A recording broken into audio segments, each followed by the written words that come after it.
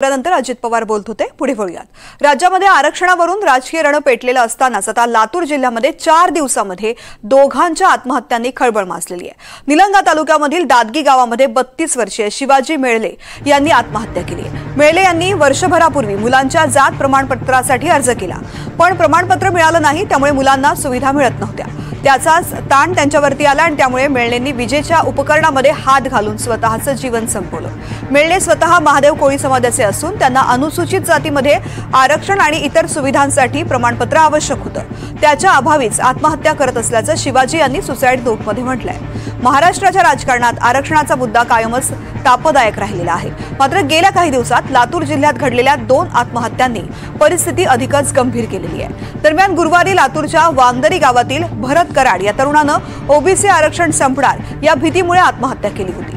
OBC नेते छगन भुजबळ, धनंजय मुंडे, लातूर ग्रामीणचे आमदार रमेश कराड यांनी गावात जात ओबीसी आरक्षणाला धक्का लागणार नाही असा शब्द दिला। मात्र समाजामधील खतखत कमी होत नाहीये। गावकऱ्यांनी साखळी उपोषण सुरू करून ओबीसी आरक्षण टिकवण्यासाठी निर्धार व्यक्त केलाय। संघर्ष आणखी तीव्र करण्याचा इशारा सुद्धा दिला गेलाय। विष्णू गुरगे या संदर्भातली लातूरमधून सगळी आपल्याला माहिती देतात। विष्णू, आरक्षणावरून मोठ्या प्रमाणामध्ये लातूरमध्ये उपोषण सुद्धा सुरू झालेले, अनेक घडामोडी घडतात, सध्या काय परिस्थिती आहे? खर तर निलंगा तालुक्यातील ही घटना आहे। दुसरी आत्महत्या या ठिकाणी तरुणानं केल्याचं पाहायला मिळत आहे।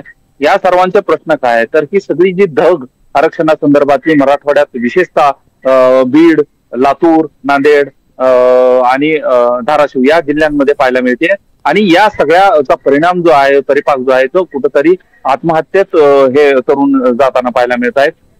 ही घटना खर तर काल घडली सायंकाळच्या स्वरूपात। विजेचा धक्का म्हणजे स्वतःच विजेच्या याच्यात हात घालून त्यानं स्वतःचं जीवन संपवलं। त्याचं म्हणणं असं आहे की प्रमाणपत्र मिळत नाही। तर अनेक वेळा या समाजातील लोकांनी ही तक्रार केलेली आहे की समाजातील लोकांना जे आहे ते प्रमाणपत्र काढण्यासाठी आणि प्रमाणपत्र जरी निघालं तर ते व्हॅलिडिटी करण्यासाठी कोर्टात जावं लागतं आणि प्रमाणपत्र काढायचंय।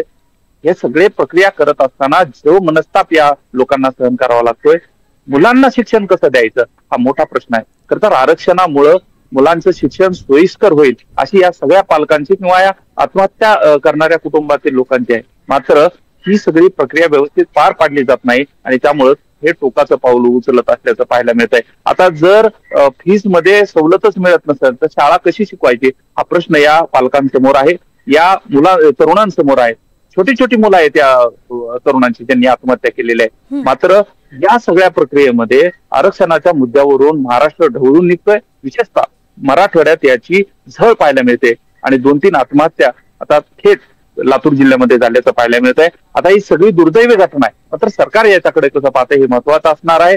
खर तर 2 आत्महत्या स्पष्टता आल्याचं पाहायला मिळत आहे। मराठा समाजाच्या तरुणानं देखील आत्महत्या केल्याची अहमदपूरमध्ये आता आत्महत्या होत आहे आणि नेते सुद्धा भेटीगाठी देऊन काही आश्वासनं सुद्धा देत आहेत। मात्र सरकार दरबारी काय नेमकं धोरण ठरतंय हे पाहणं महत्वाचं असेल। धन्यवाद संपूर्ण माहिती करता।